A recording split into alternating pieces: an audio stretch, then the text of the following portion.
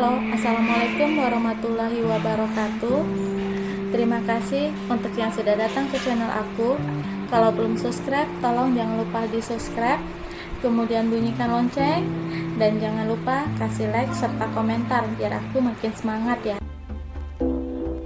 Hanya Pengganti, episode 7, Rumah Mewah. Hana duduk di samping kursi kemudi, sedangkan suaminya sedang fokus mengemudikan mobilnya. Ia hanya memandang keluar jendela. Hana perhatikan setiap jalan dilalui suaminya. Walau bagaimanapun ia harus tahu kemana suaminya akan membawanya. Ingin sekali ia bertanya kepada suaminya, namun hal itu tidak jadi dilakukannya. Dirinya sangat takut untuk bertanya. Davin sedang mengemudikan mobilnya, sekali-kali memandang ke arah istrinya. Wajah wanita pucat itu, duduknya juga gelisah. Dari gerak-gerik Hana, terlihat bahwa saat ini wanita itu sedang ketakutan. Apa dia begitu sangat takut ikut denganku? David tersenyum tipis saat mengetahui hal ini. Dirinya begitu sangat senang saat mendapat permainan seperti ini. Baginya Hana hanya mainan saja untuknya. Aku menyukai sikap polos dan penurutnya. Aku suka bila dia takut kepadaku, sehingga dia tidak akan pernah mencoba untuk berniat kabur. Wanita seperti ini yang aku sangat suka. Kebodohan dia merupakan hal yang sangat menguntungkan untukku, Davin berkata dalam hatinya. Jujur saja, Hana sangat takut. Dirinya berharap suaminya akan membawanya ke rumah mertuanya, mengingat papa dan mama mertuanya terlihat sangat baik. Seganting apapun laki-laki, bila punya sifat seperti ini, tetap saja akan terlihat sangat seram dan menakutkan. Ingin rasanya aku lompat dari mobil ini dan terbebas. Tapi, mengapa nyaliku langsung menciut? Hana berkata ketika mobil dan kemudian suaminya cukup ngebut. Cukup lama Hana duduk di dalam mobil dengan terus perhatikan jalan yang dilewatinya. Tidak ada percakapan yang mereka lakukan selama di perjalanan. Hanya alunan musik yang terdengar di dalam mobil memecahkan keheningan. Mobil dan kemudian Davin masuk ke perumahan elit. Hana melihat rumah mewah yang berukuran sangat besar. Jujur saja, ini untuk pertama kalinya dirinya masuk ke rumah yang mewah bak istana. Rumah yang bertingkat 3 dengan pagar besi yang menjulang tinggi, lengkap dengan taman bunganya. Apa ini rumahnya? Hana bertanya dalam hati. Seharusnya pertanyaan itu diungkapkannya dengan suaminya, namun Hana tidak berani untuk menanyakan ini. Pada akhirnya, ia hanya diam saja. Davin berhenti ke mobilnya di depan rumah mewah miliknya. Rumah ini sudah disiapkannya dari tempat tinggal bersama dengan Berlin. Davin turun dari dalam mobil dan membuka sendiri pagar rumahnya. Ia kembali masuk ke dalam mobilnya dan memasukkan mobil tersebut ke bagasi. Sudah sampai? Turun, ucapnya. Hana menganggukkan kepalanya dan mengikuti langkah kaki suaminya dari samping. Hana memandang rumah nan mewah berwarna putih tersebut. Rumahnya sangat besar, tapi sepi sekali, Hana berkata di dalam hatinya. Ia selalu bertanya, setiap kali ada pertanyaan di dalam pikirannya. Dan pertanyaan ini yang diutarakannya dalam hatinya. Davin buka pintu rumahnya. Ini rumah kita, ucapnya saat pintu itu mulai terbuka dan mereka masuk ke dalam. Iya tuan, jawab Hana. Hana masuk ke dalam rumah yang begitu sangat mewah seperti ini, membuat bulu kuduknya merinding.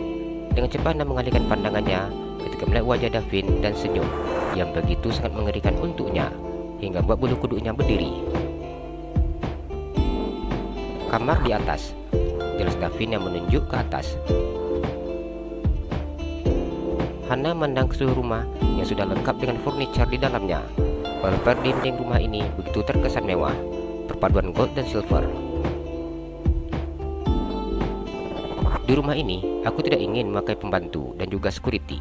Jadi aku harap kamu yang menyelesaikan semua urusan rumah, Davin berkata dengan sangat tegas. Baik tuan, Anda tidak usah pakai RT tuan. Saya bisa bersihkan rumah ini sendiri. Lagi pula gaji RT cukup mahal. Bila Anda beri gaji RT untuk saya tidak keberatan tuan. Saya akan bekerja dengan baik. Hana tersenyum. Duh, kenapa aku tawarkan diri untuk jadi RT seperti ini? Tapi uang gajinya pasti lumayan besar. Bisa aku pakai untuk print out skripsi dan juga fotokopi skripsi. Hana tersenyum tipis ketika membayangkan hal tersebut. Bila sudah masalah uang, membuat dirinya lupa akan harga diri.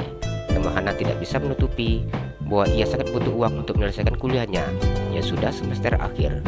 Di semester akhir ini, dirinya begitu banyak membutuhkan uang. Uang beasiswa didapatkannya hanya 1 kali yang terakhir ini saja. Setelah itu, beasiswanya akan dicabut karena statusnya sudah menikah.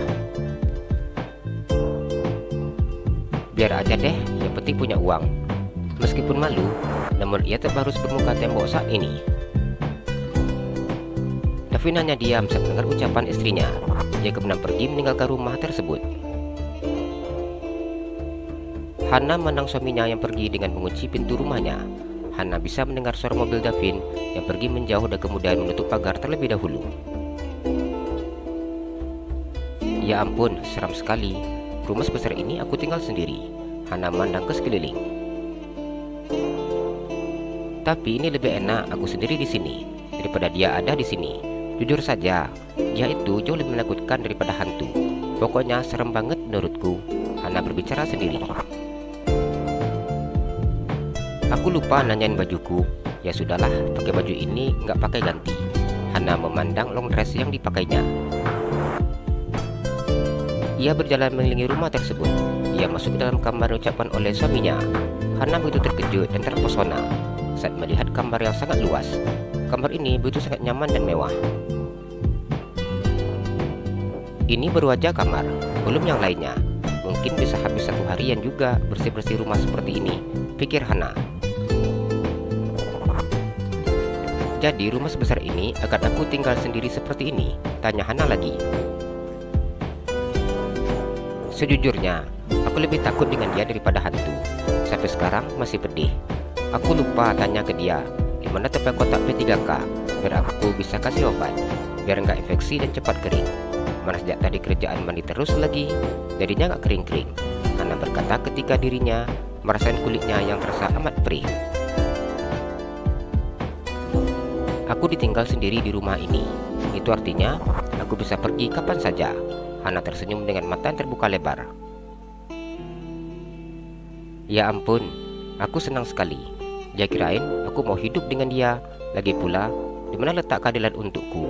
Aku tidak tahu masalah harus berada di tempat yang seperti ini. Hana berkata dengan menangis. Hana diam dan memandang ke sekeliling. Dia takut dalam kamar ini ada CCTV. Aku akan menjadi istri yang baik dan polos untukmu. Biar kau percaya. Di saat kau lengah, aku akan kabur, tekad Hana. Coba aja kalau ada ponsel, pasti aku akan telepon teman-teman. Biar nggak suntuk, aku lupa, di ponsel juga nggak ada pulsanya. Hana sedikit tersenyum. Jalan-jalan ke Pekanbaru, jangan lupa beli sepatu. Kalau kamu suka channel aku, please subscribe aku. Terima kasih.